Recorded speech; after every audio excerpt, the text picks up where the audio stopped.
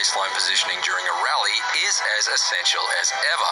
But it's the layer of fighting game-inspired mechanics applied on top that adds unblinking tension and strategy to each and every point you play.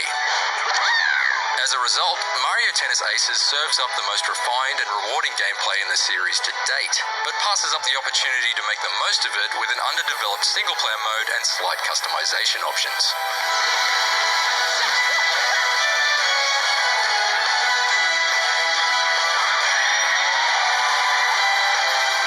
The nuanced play on the court comes from the depth of some smart new mechanics.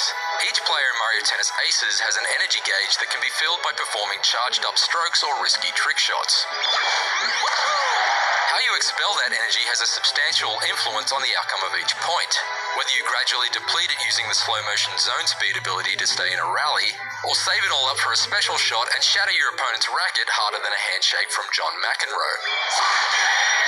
It's a system that does a lot with a relatively simple set of mechanics, facilitating dynamic swings in the momentum of a rally as energy gauges surge and drain, and smash shots are swiftly countered with deftly timed blocks. Out on the court, Mario Tennis Aces delivers a far more fun, well-balanced, and less gimmicky brand of superpowered tennis than that of its disappointing Wii U predecessor, Mario Tennis Ultra Smash.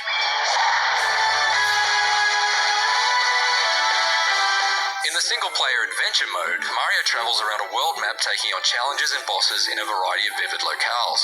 The boss fights in particular make smart use of the special moves, testing your aim with the zone shot or turning the trick shot into a dodge move for obstacles.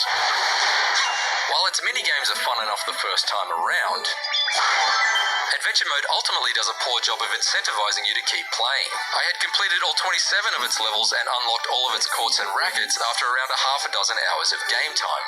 But with no New Game Plus or more challenging versions of its levels to unlock, or even the option of playing through it with a different character, Adventure Mode becomes increasingly stale the more time you put into it. The other single-player mode, Tournament, is also more short-lived than a book of Toad's memoirs. Completing a tournament with each of the 16 characters nets you the same trophy splash screen and nothing more. There's nothing to unlock that would encourage repeat playthroughs. While it's a step up from Mario Tennis Ultra Smash, the single-player side of Mario Tennis Aces is ultimately still a pretty baseline effort.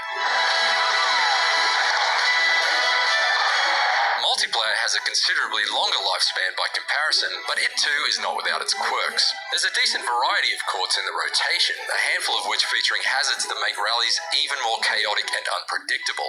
Seriously, there's a tennis match happening in there somewhere.